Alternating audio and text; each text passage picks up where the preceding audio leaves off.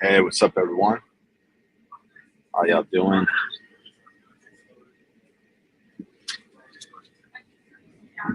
All right, we're just gonna wait for a little bit for some people to show up on the live chat. Happy Saturday.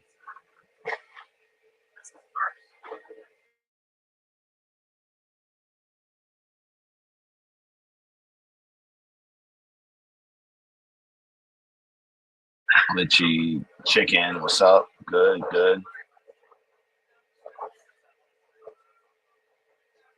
Ascaris, hey, what's up?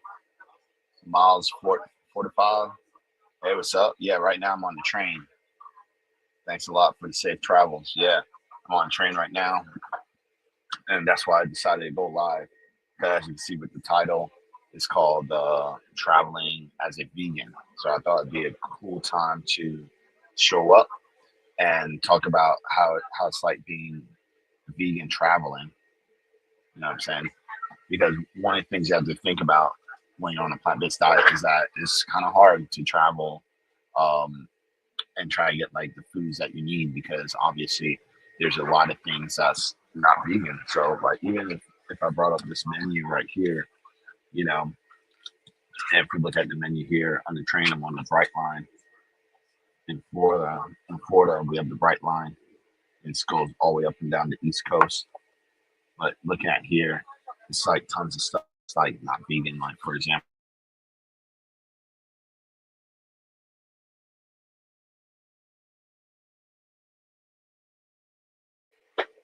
do you want to like be just eating fruit and just the cheese, or maybe like their sandwiches?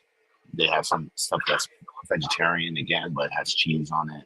Everything else is plant based. You know, um, their blueberry muffins, for example, it's vegetarian, but it probably have eggs and milk in it, right? The only thing I see that's vegan, which they actually have the label on here, is like the fruit cup. They got the fruit cups for like $8. I don't know how big the fruit cups are, but and then you have alcohol. That's always vegan. You know what I'm saying? So, so the whole point of this is like, how can you like travel, make sure that you're getting the right proper foods without messing up on your diet. And here's the thing, it is something that I definitely teach a lot of my clients is when you're traveling, you want to come prepared. All right, you definitely want to come prepared when you're traveling and being on a plant-based diet.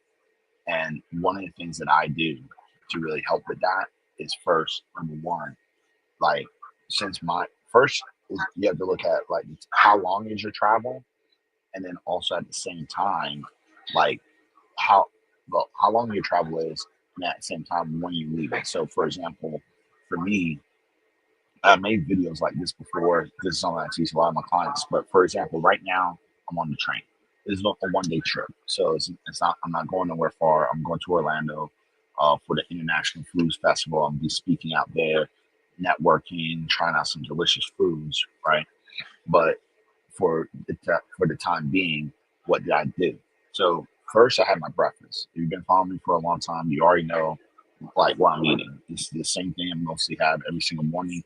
That's my broken burger bowl, which has like seitan, all the veggies like bell peppers, mushrooms, onions, garlic, spinach. I get my B12 from the soy milk and the nutritional yeast. Okay, so I had a really big breakfast, a little bit earlier than usual. I usually do intermittent fasting, break my fast around 10 or 11, but my training leaves at 10, right? So I went ahead, had the breakfast like at 8, okay, 8 a.m. Now, the only thing I did forget, which I usually go ahead and bring, is my protein powder. And I was telling myself, bring the protein powder, bring the protein powder, bring the protein powder. But I forgot to bring the protein powder. So what now? Well, two things. Once I get to the festival, I go try to find high protein foods, or like I can just wait till I get home, or just miss it for 1 day. But usually, like things happen. I'm a human being.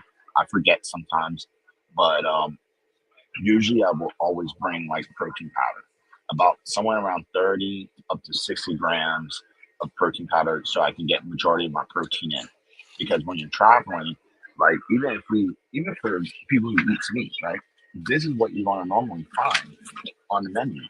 And you're gonna find not a lot of high protein foods.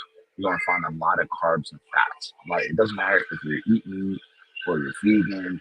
I mean, if you eat meat, it's a little bit easier, but like if you're because obviously you have so many choices of foods you can choose from, but let's say you're trying to balance out your diet, like where's the lean proteins? Nothing.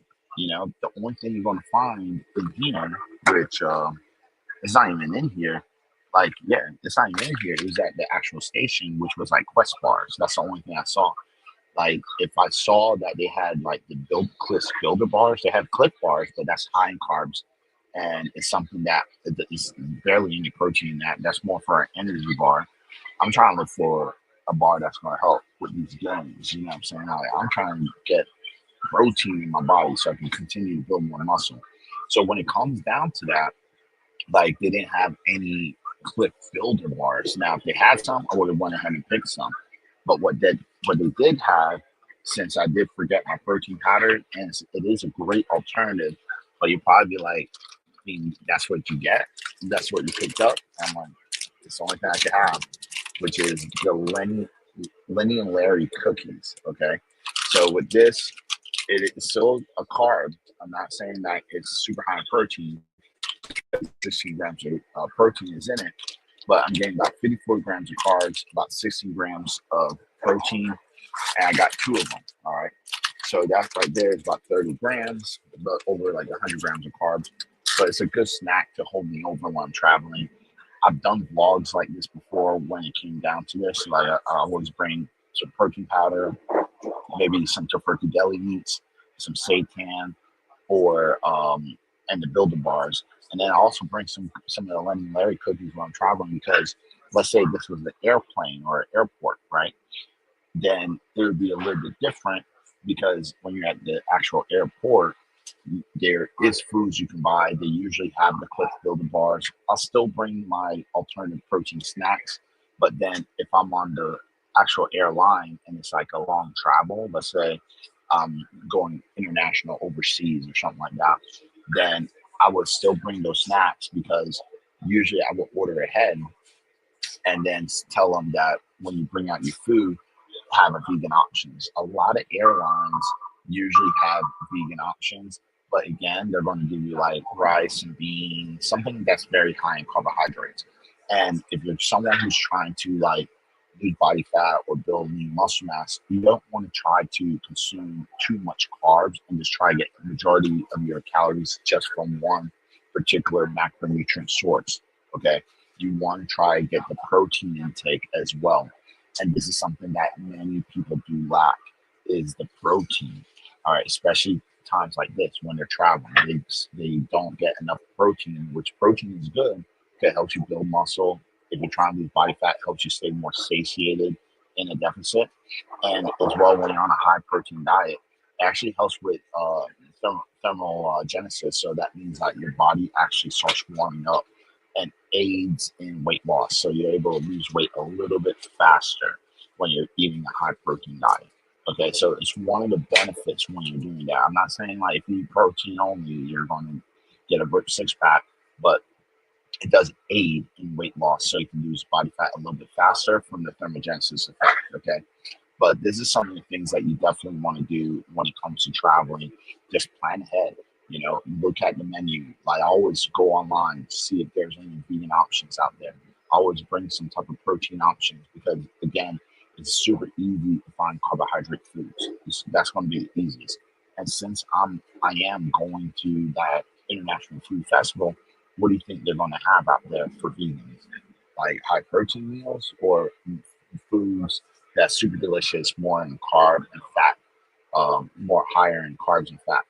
They're going to have more foods that's higher in carbs and fat because you have to remember when it comes to restaurants, any type of food place that you're going to, that's all they're focused on is foods that's high in carbs, high in fat, because these are the foods that actually taste very delicious, and it's cheap for the restaurants to create versus protein.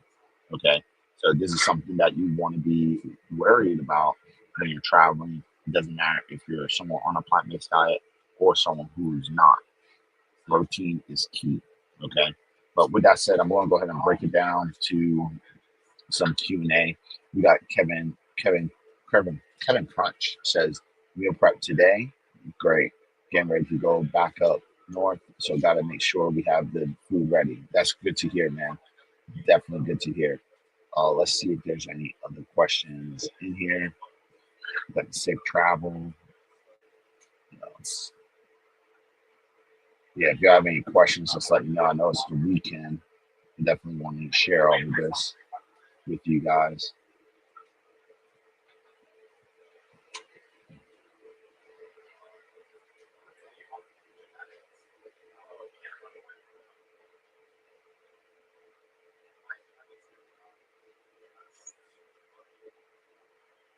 Waking Sandy, what's up? How you doing?